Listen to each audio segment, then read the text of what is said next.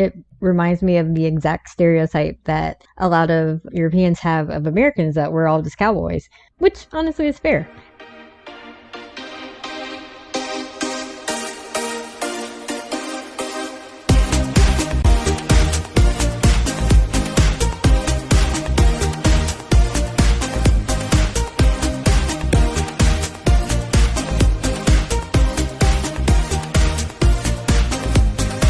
Hello, and welcome to the Euro What, episode number 153 for the week of April 18th, 2022.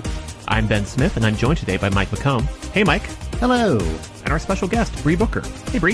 Hey, how's it going? Good. We are a group of Americans trying to make sense of the Eurovision Song Contest, and this week we'll be talking about the middle section of this year's second semifinal. Welcome back to the program, Bre. Thanks for having me, guys. It's so great to be back with you guys. So how has your Eurovision season been this year? Oh, it has been so busy. I have fallen head, I won't say head over heels because some of the national finals weren't worthy of that. But my VPN definitely earned its keep. So yeah, it has been very, very busy, but I'm so excited for the competition coming up. Are you making the trip to Turin this year? I wish, but unfortunately Airbnbs are just so expensive right now. So yeah, that's the only downfall. But if I could go and just party in the Euro Village, I would totally do it. Yeah, especially with the way that it sounds like they're having it set up this year, where it's like they've got this giant park for the Euro Village, and then they're spreading out the Euro Club across like 9 or 10 different locations. So it should be pretty hopping in Turin during Eurovision week. I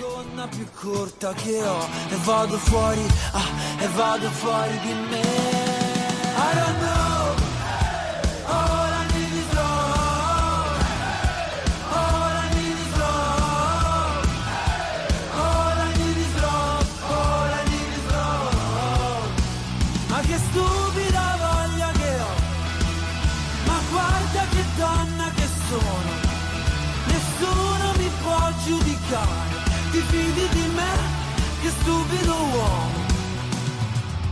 We are continuing our coverage of the second semifinal this week. Our first song today, San Marino. They are sending Achille Lauro and his song, Stripper. So some fun facts about Achille Lauro is he won the initial edition of Una Voce per San Marino, which that was a very fun national final to watch. I'm glad that San Marino tried that out. Yeah, it was very interesting. It kind of took me back to the first seasons of X Factor and American Idol with those audition processes. So that was fun. Oh, yeah. Mm-hmm. Yeah. Mm-hmm. Where there was a lot of figuring out as they were going along. Right. Yes. And then Achille Lauro was also at this year's Sanremo Festival in Italy. So just sort of hedging his bets and trying to get to Eurovision any way that he could. From that San Marino performance, the Vatican was not a fan. I clicked through on this link, Mike, and Google translated the response, and it was very funny. We get that he's using Catholic imagery, and like, come on, other people have done it better. No. that was like the general tone to me, and that could have just been Google Translate adding its own flavor on top of that. Yeah, if you're going to be sacrilegious, at least be original about it. Come on. Come on. This just seems like a great time to bring back our favorite website, famousbirthdays.com, where he is the number one rapper born on July 12th. So like a couple levels of filtering happening there, but he's number one. He's the number 6 rapper born in Italy, 2 spots behind Blanco, who is part of Italy's act this year. Oh, wow. So Bre, what is your feeling on this one? I am of 2 minds because I love Achille. His presentation is just so audacious, so loud, so out there, but also just with this like cool chicness about him. He is really just selling this package for me. The song is basic. Like the lyrical content is very just kind of like I Love Britney or I can't remember the rest of the lyrics because I'm thinking in Italian and English. Yeah. So but yeah, it's very simple. So I know that the like kind of glam rock trend is what we expected via the Måneskin effect, but yeah, it's okay for me. It's kind of sitting in the middle for me. Okay. Mike, how are you feeling about this one? I appreciate this song's presence and that San Marino's weird process kind of created the pathway for this to be in the conversation. Because if San Marino did a fully internal process, I don't think they would have chosen this. No. And I can't, and since there wasn't a public vote element to Una Voce per San Marino, I don't think that would have worked either. So yeah, I'm just very interested in how this is going to do, because it's like, oh, this is just kind of different. And yeah, it'll be a fun little science experiment. I just like that through like some random set of circumstances, this is now in Eurovision.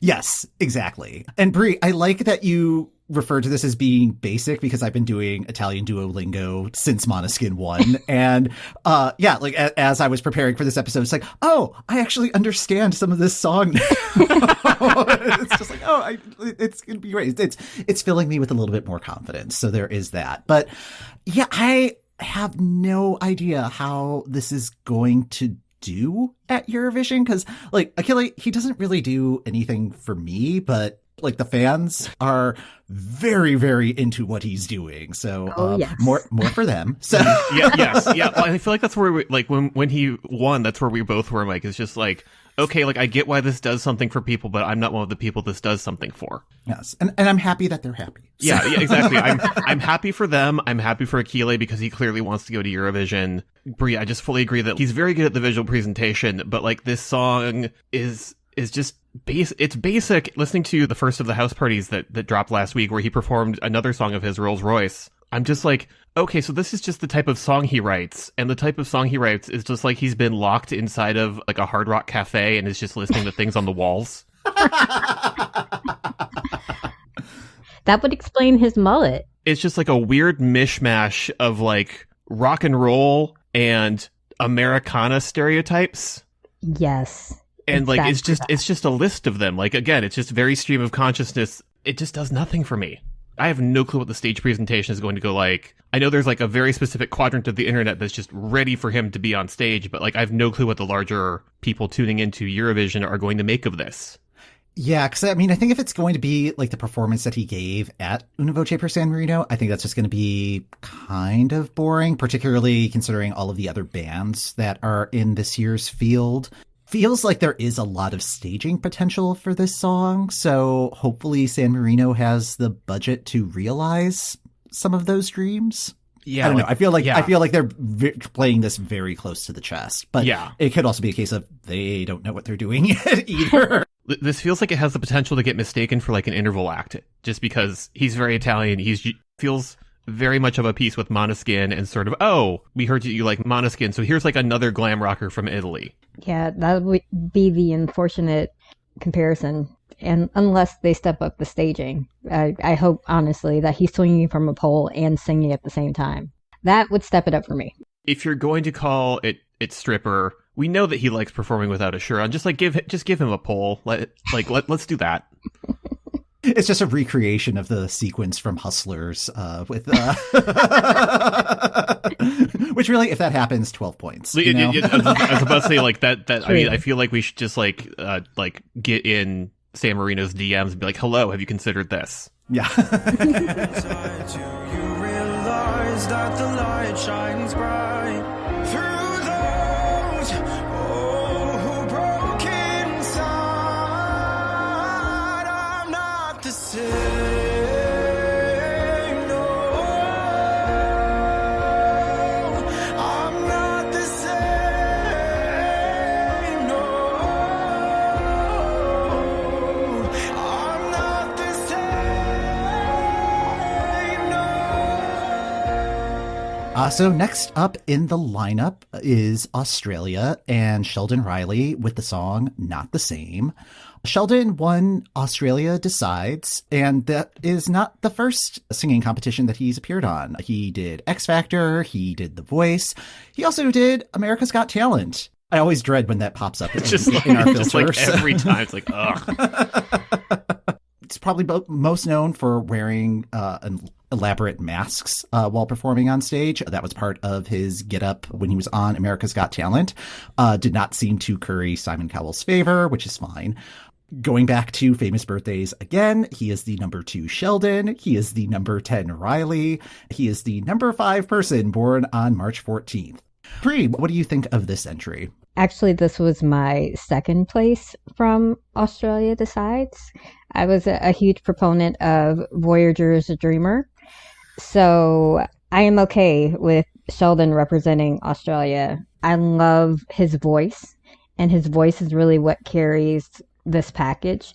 But the song, which I understand the sentiment and I understand the story behind it, the song kind of gives that X Factor, that American Idol, that Australia's Got Talent essence. It gives it that vibe. It gives it a very showy vibe instead of a more genuine vibe, even though we know that there's a story behind it. So hopefully with Sasha Jean-Baptiste behind Australia this year, hopefully she can kind of encapsulate what the song is about, because right now it's just like, okay, great. It's a great ballad sung by a guy, but we also have a lot of boys with emotions throughout this year's contest. So yeah, I love the song and I love Sheldon's voice personally, but for me, it's kind of like, it could qualify, it couldn't qualify. I could see it going either way. So this one is on the bubble for me as well. Like, for similar reasons, that like this very much feels like someone who's been on a lot of X Factors and Idols and Got Talents. It's a song structure that we just kind of know, and like I respect that it's coming from like a very truthful place, but it just feels so self-serious. And the two things that I keep mentally connecting it with is like, A, when the intro to this starts, I get, ooh, it's Poland, and then like, no, it's not Poland. That just tells me that like of the two songs in the semifinal that feel similar to me, I'm leaning towards Achman.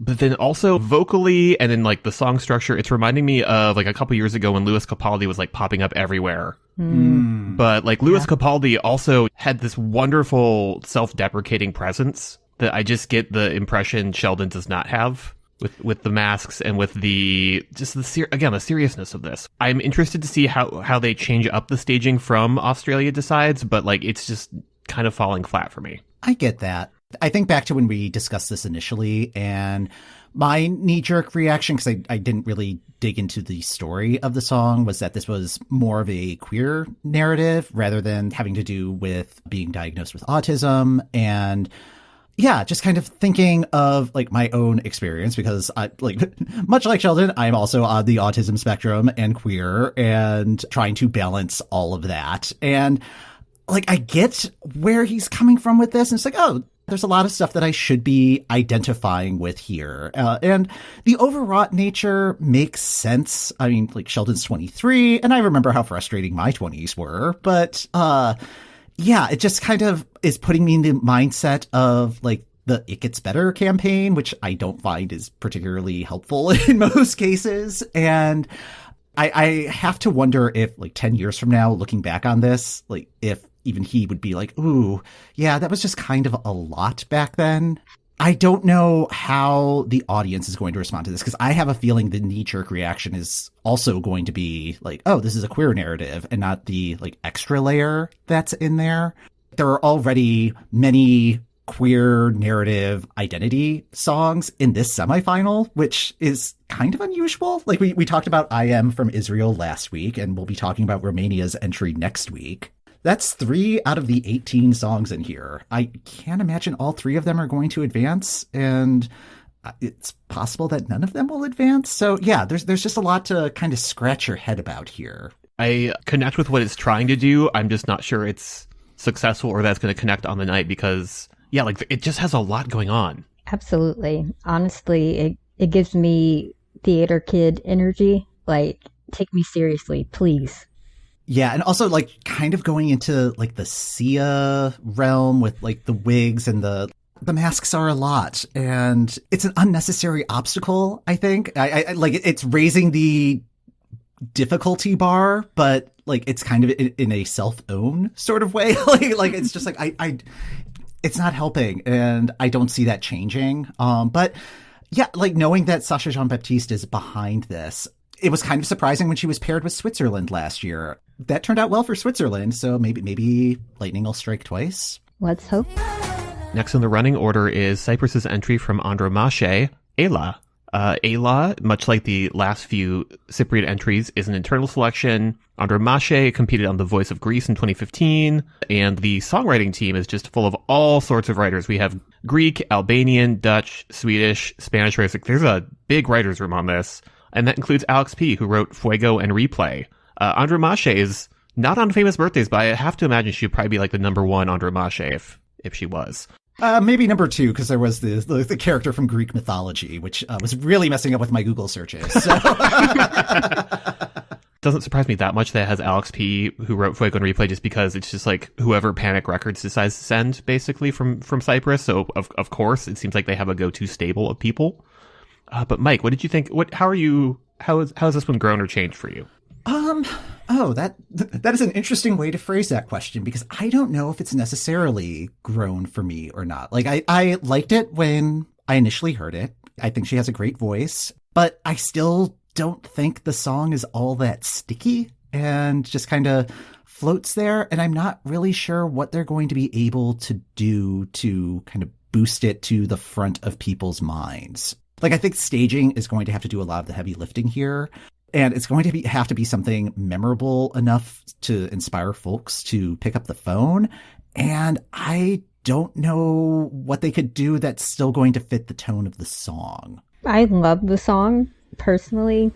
I think it's a very ethereal, slowed down variation of the Fuegos, the Replays, the El Diablos that we've been getting. And I agree with you, Mike. The difficulty is going to be in the staging, because how do you make something that ethereal and that mid-tempo? How do you make that catch an audience's attention for 3 minutes? Because even with the video, it looked like a lookbook from an editorial. It didn't look like a music video. It didn't present anything. So I too am worried about the staging, but I personally love the song. Hopefully it does well. Yeah, and like, I also love the song when I'm listening to it, but the second it ends, it just sort of leaves my head. And I'm glad you said ethereal, Bre, because the word I had in mind was airy. Mm-hmm. It's very evocative. It's a great mood. I also like that you called it it is just sort of like a slowed down version of like a Fuego. I feel like we were congratulating Cyprus for not sending like another Fuego/Replay clone, because if they had done that, we would have absolutely called them out on it. So like, good on them for like switching up the tempo, but like, I agree that there's nothing really sticky about this one. So any sort of stage visuals is going to have to do a lot of heavy lifting and create something that inspires people like, no, I need to see that again on Saturday. I think my main takeaway from Cyprus this year is they really need to do another national final sometime in the near future, ideally next year. Because I think their last one was, I want to say 2016. But in the course of doing that national final, a number of the contestants in it ended up being future acts. So I would like them just to kind of like establish a new slate of artists to pull from. But I kind of understand the financial considerations of that as well. Like, I think part of the reason that Panic Records is usually the one picking the artist is because they're fronting the money to get these entries out there. So I hope Cyprus considers a shift in strategy. It doesn't have to be a total shift, but it just feels like they're running out of gas. I feel like if 2020 had happened, we would have gotten a different flavor of Cyprus. I'm not sure it's a flavor that would have done well, just because the Sandro song was a lot. And like, it doesn't surprise me that Cyprus sort of went immediately back into going with what worked for them when the contest returned. We're noticing a pattern. You can change up the tempo, but we're still being like, oh, but it's like the same 6 people writing a song. I like this one when I'm hearing it, but like, outside of those 3 minutes, it just does not stick in my brain or in my rankings. Yeah, I completely agree. Another thing that I noticed, I happened to be in Greece when they announced both Cyprus and the Greek entry. The Greek entry is my personal winner currently. But I did notice that they were pouring so much time into both entries, and they were like on all of the morning talk shows, all of the afternoon news shows. And I was just wondering, I was like, well, how can Cyprus really generate their own homegrown talent pool if they're just relying on Greece and also sharing the publicity? And I wonder if that's going to continue to help them due to the geopolitical voting, but I'm not sure for the artist output. It's in the long run, I don't think it will help.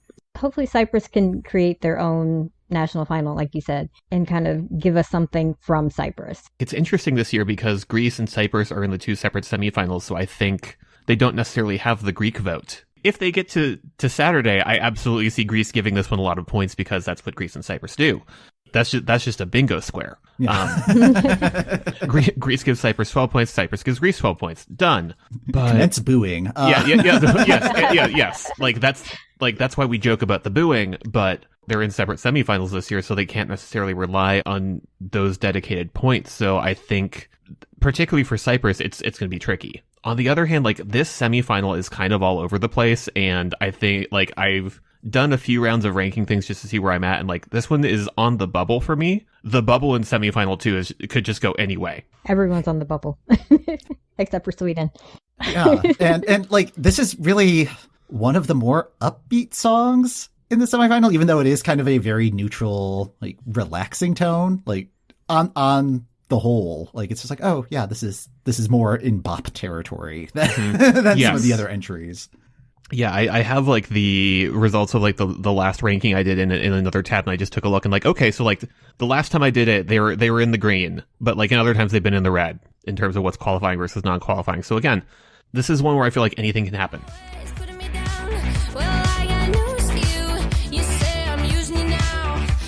Stupid, that's rich. When it's coming from you, and that's rich.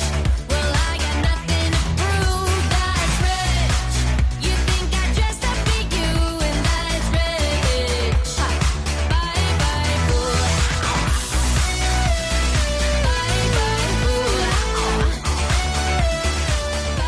bye, fool. Next in the lineup is Ireland, and That's Rich by Brooke. Brooke finished third on The Voice UK in 2020 and was coached by Meghan Trainor. Brooke won Eurosong, which is the selection process that is used on the Late Late Show. Ireland finally brought that back after doing a few years of internal selections with very poor results.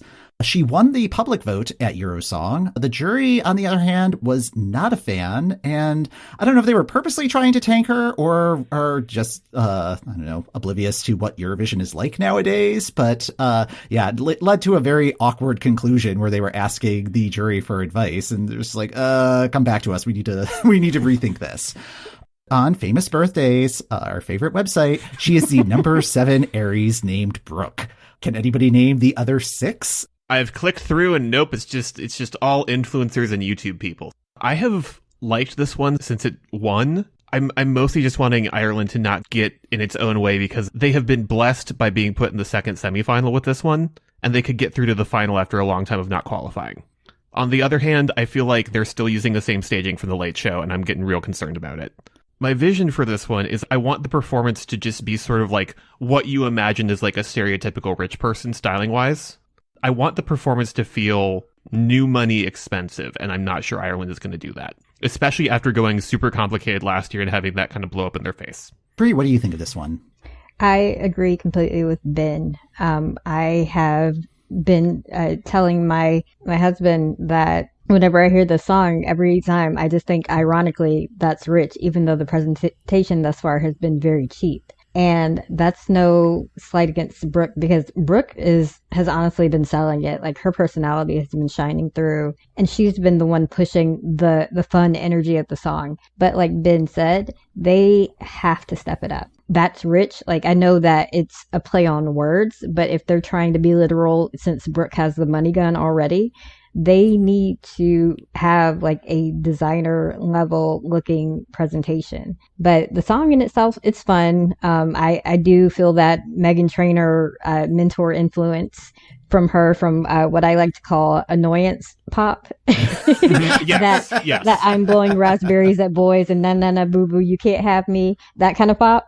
She's selling it very well. It's a really fun song. But yeah, they have to have some and I don't want to curse, but they have to have some, they have to step their, what Latvia likes to do. Okay, good. I've been sitting here also trying to not say they need to step their salad up. Yeah. Right. Yeah. Exactly. But yeah, I typically not into this particular vein of pop, but it sells the brattiness better than Meghan Trainor. music generally does for me, and I like the vibe. Like there is a trend in pop right now that is sort of playing on that, and I think it's really tapping into the moment, which good for Ireland. I feel like they have not been on the same page in a lot of years, and it sounds like they didn't want to be this year either. Like the fact that this happened is sort of despite their jury. I agree with what both of you are saying, and like particularly with the staging choreography. Like, yesterday was the Madrid pre-party, and it was the exact same choreography as what Brooke was doing a couple months ago. And I mean, I guess that kind of makes sense just because like you don't know what size stage these pre-parties are going to be. So like having something that is in a confined space, it's like, okay, yeah, that is a good plan B to work with. However, I find the choreography kind of claustrophobic. Like it just feels like very, very tight, and that it was originally designed to take place in an elevator. And I'm really hoping that once they are on the Eurovision stage, like they use that space or like something, like just make it less tight. I think the thing that I find interesting about Brooke is how much trouble seems to just kind of follow her throughout this like preseason process. Yes. Like I think it was going to the Barcelona pre-party. She lost her passport and was posting videos on Instagram while she was in passport control. Showing passport control, like the video. Yeah. So it's like you're hearing That's Rich on her iPhone as they're like looking at it very sternly. And it's just like, yeah, that's the right vibe. But yeah, and then she got into a scrape with the Roop over the weekend. She's going to be performing at a gay bar in Ireland called Kremlin, which is like ironically named, but the Roop didn't know that. The Kremlin is just like, she's pro-Russia. Yeah, and she's not. The bar is like took that name as a protest against Russia's LGBT policies. And yeah, so I'm very eager to see what her Turin experience is going to be like, because I think she also has the potential to be like the bestie among the contestants. Like there always seems to be a contestant each year who's like, oh, they're going to be best friends with everybody, and they're probably going to latch onto someone specifically. Like I'm thinking of back in 2016, Sonia from Serbia and Hovi from Israel just being like absolute BFFs from the jump. And I can see like Brooke and Sheldon like getting together and just causing all sorts of chaos. And I'm really hopeful that's going to happen. So. Just like given her string of luck, I'm just delighted to see like what kind of chaos Brooke creates in Turin. Oh, and her and Brunella. Oh, man. Get Those two together. 2 a.m. in the club. Ranella is such a party. I've loved seeing her and Chanel and WRS. I've loved seeing their blossoming friendship too. So yeah, Turin's going to be a party. The other friendship I have loved seeing is the Chanel subwoofer. Yes. I forget whether it's Jim or Keith that can do the full slow-mo dance really well, but like it's just it's great. It's great. Yeah, so do we think Ireland's going to qualify? In the second semi, yes. It's like right in the solid contention area for me. Assuming they don't completely step on their feet and like Brooke doesn't do something to completely curse the arena. Mm-hmm. Which again, we have seen trouble seems to follow her. But like this feels like the strongest Irish entry in years, and I feel like I said that last year before I saw the complicated staging. Mm-hmm. But like they're on the right track with what they're sending lately, and I would love for them to get back in the game with this one, if only to continue encouraging Ireland to look at what's working in the moment instead of what they think Eurovision is. You don't wanna test my limits, but something tells me you're not listening. Probably you're going crazy. It's all you've been doing lately. You don't wanna test my limits. I gave you up, but you're not listening. Can you stop calling me baby? I made up my mind already. We're running in circles. Directly following Brooke is North Macedonia's entry this year, Andrea and Circles. She was the winner of Za Eurosong 2022, North Macedonia's online selection this year. She developed her love for music while living in New York and cites Lauryn Hill and Hayley Williams as influences. She is not on famous birthdays, which, fair, I feel like there are a lot of people with that name. Yeah, she is very difficult to Google. Yes. This is not a Googleable name. Bre, what are your thoughts on this one? I'm not a fan. The song is very dated to me.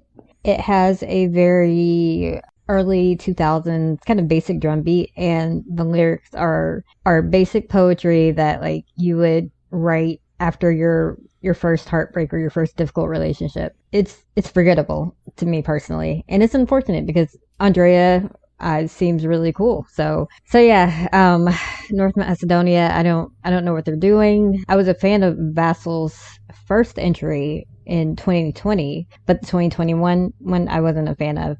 And then they had Tamara in 2019. So I don't know what North Macedonia is doing, but yeah, I'm not a fan of this pattern. Yeah, I don't know where I'm sitting with this one because it really does feel like it's a continuation of what Vassal was doing last year, where it's a very meandering song, but it's very heartfelt. So like, I don't want to be too harsh on it, just because it's just like, oh no, this is their baby. Reading that she cites Lauryn Hill and Hayley Williams as influences, I can absolutely hear that in this track. Like in the second verse, it's very reminiscent. I was trying to figure out which track from Miseducation of Lauryn Hill it was reminding me of. There's just like this one interval where it's like, oh, that is the same pacing as like one line from something that's in the back half of the album, but I can't pull it at the moment. But I agree. Like lyrically, it's not the most interesting. I think the revamp did a good job of fixing some of the early problems, but I don't think it fixed all of the problems. Like I think the lyrics are the lyrics, and that's where we're at. Although I do love the way she just screams out "crazy" at the like right before the end of the song. So I'm hoping that leads to some very awesome memes as we get into the depths of Eurovision season. So I like her as a performer. I like her energy. You picked up on the Lauryn Hill and me seeing the Hayley Williams. Like I totally see the Paramore in how this song is constructed. But it's also just really one note, and that note is anger. And it's appropriate. It's called Circles because it kind of just wanders around the same kind of loop over and over. It doesn't go anywhere memorable. And like I could see her giving like a very dynamic performance of this, but still like I'm not expecting a lot from the staging, especially because this one's like right in the thick of the lineup. I'm just wondering like what it needs to do to be sticky at all. And I'm not sure that North Macedonia necessarily wants to. Yeah, stickiness is just not their strong suit. No. So, No, and like I liked what they did with Tamara and Proud. And then Vassal was not for me, but I respected what he was doing, although last year's song was just kind of a lot, just like going in a lot of different directions and not really kind of focused. And this is kind of in a similar place as we've discussed. Yeah, it kind of reminds me of a more toned down version of Armenia's 2019 entry, Walking Out by Sir Book. yeah. It's very like low key and kind of low scale like that, but it has that same like anger or that angry energy to it. So maybe they could give it a bunch of steam and kind of a little bit of pyro like they kind of did with that performance, even though that didn't qualify. But, and you know, maybe that could zhuzh it up just a little bit. But yeah, sorry, North Macedonia. Yeah, it feels like it's one or two drafts away from being like the final song, but this is what they've submitted. That's exactly it. It feels incomplete. Yeah, somebody needs to come in and go, okay, so like this is some great emotion here. How can we push this further? I wonder if North Macedonia does the songwriting camps. I feel like the artists that they pick interesting people. I just think they need a little bit more help in the actual songwriting department. It feels like they're kind of lacking in the songwriting side of things. On the other hand, I don't want them to like immediately just go talk to Sweden and be like, hi, we need a song. I feel like that's the go-to reaction for nations. It's like, oh, okay, we're picking dynamic performers, but we need better material. Okay, hi, Sweden. What didn't make Melfest this year? And that's not what I want. No. What would Andrea's version of I Am What I Am be? Ooh, now there's a polar opposite for you. Right. Any other thoughts on North Macedonia? Oh, no. I think we've dragged it enough. Okay. Yeah. Sing your heart out, boy, for all the people great and slow. Oh, when all else is lost, the future still remains our own. I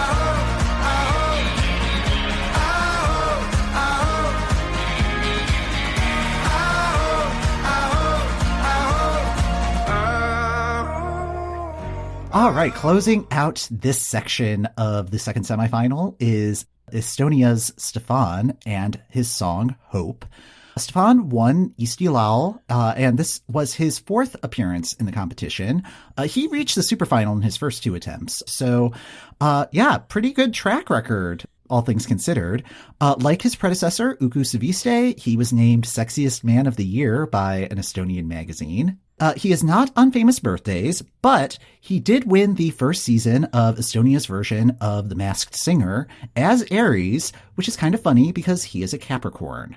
I'm wondering if I'm just sort of hitting burnout on country at both Eurovision and the American Song Contest, because like this one is just kind of doing nothing for me. Like it's nice and it's there, and I have friends online who have done their rankings of all the Eurovision entries this year, even though they're not necessarily Eurovision people, and a couple of them have this in like their top 10. Okay. Interesting. I get it. He is attractive, but the song is just there. Like it's kind of doing like I like that we're getting spaghetti western when Italy is hosting. When I listen to country, I tend to look for like the more folky alt country stuff, or like what Orville Peck is doing right now. And this is just fine. It's there. Now, when you say the top 10 for the semifinal or top 10 overall? I think top 10, like they're just sort of listening to everything. They're not really paying attention to what semifinals are. So they're just taking like all 40 songs. Huh. Yeah. Okay. Not to tip my hand. Bre, what do you think of this one? I'm with Ben on this one. It's okay. We've heard it before. And again, the spaghetti western, I was actually going to bring that up because it reminds me of the exact stereotype that a lot of Europeans have of Americans, that we're all just cowboys, which honestly is fair. I get it. It really doesn't move me, I guess, because we've heard it before and we've heard so many variations of it. However, I will say that the production on it is very clean and it's a very, very sharp production. Like musically, it sounds great, but it's a genre that I'm over. So it might qualify. I mean, thankfully it is in the second semifinal, which seems to be working in the favor of a lot of entries in this semifinal. But yeah, it's okay.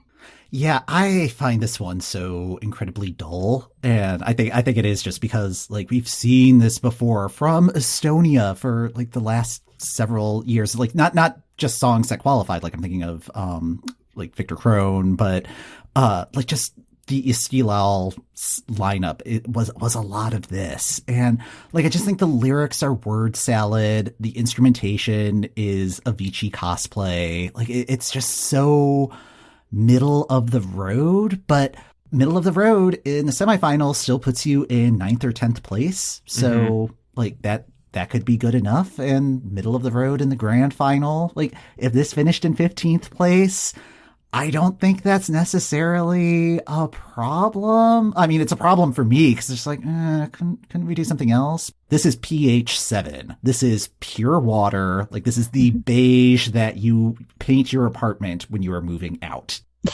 True neutral on the D&D alignment chart. It's just, exactly. Yeah. Yeah. But yeah, I had not thought about the fact that like Estonia just seems to be in this kind of mood just because like Victor Crone. Yeah, just Victor Crone.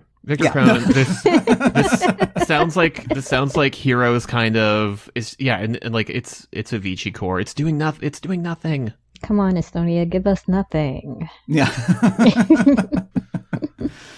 Yeah, I would say like Estonia needs to like find some new talent, but it is a very small country. So the 40 artists that they had this year is like, well, these are our 40 artists. What do you want us to do? We have to shuffle them up in like how many different ways? So let Yuri Pootsman win again. He keeps sending interesting stuff. Yeah, that is true. Stop trying to be a cowboy, Estonia. All right. Any other thoughts on Estonia, or are we done dragging that as well?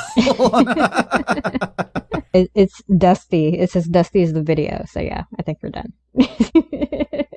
This is a really weird set for me. Like I'm not really enthusiastic about any of these. Like there are still highs and lows, but I would not be all that surprised if none of these advanced. But that is mathematically possible for that. Yeah, it's possible. Yeah, like this is like a weirdly baggy middle section of the semifinal, and admittedly, the semifinal is chaos. So again, anything can happen. So many of these are on the bubble for me. Of these, I think the one I feel strongest about is I would like Brooke to go through. Yeah, I think that's where I'm at. Like I would say Brooke, Cyprus. I think I would like that to go through. Just be like, that's nice. Yeah. But like if it doesn't make it through, I don't think I'll be all that heartbroken. I feel like with all of these in this section, like I feel like my general reaction is like I can see like a clear path for them going through. I can also see a clear path for them not qualifying. Yeah, it honestly all depends on staging for each entry. It could make or break them. I think that is the good thing about this set is there is a lot of interesting staging potential for most of these songs. Well, on that note, Yeah. Well, Bre, thank you so much for joining us again and chatting about the entries. Thank you all for having me. It's always fun chatting with you guys. Thank you so much. Is there anywhere that you would like to point our listeners to? Sure. Yeah, you can follow me at She's So Offbeat. I'm pretty sure that Mike and Ben will put that in the show notes. But yeah, you can follow me there and we can make some Shade Queen comments together about Eurovision.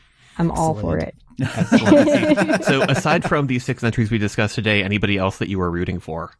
I am actively rooting for Greece. However, I do think if Greece doesn't win, it's going to be a sad girl season anyway. So it'll either be Sweden or the Netherlands right behind. So those are my top 3 that I still can't really decide who I want to win. But Greece is the front runner. Excellent. Awesome. Yeah, it is definitely one of those years where it's just like, well, it's raining today, so this one's going to be the one I want to win. Yes. Exactly. I'm like, how sad am I today? I think Netherlands sad. I think I need some Didita. Netherlands sad or Sweden sad? All right. Well, that's going to do it for this episode of The Euro What. Thanks for listening. The Euro What podcast is hosted by Ben Smith, that's me, and Mike McComb. That's me. You can follow the Euro What on Apple Podcasts, Spotify, or the podcast app of your choice.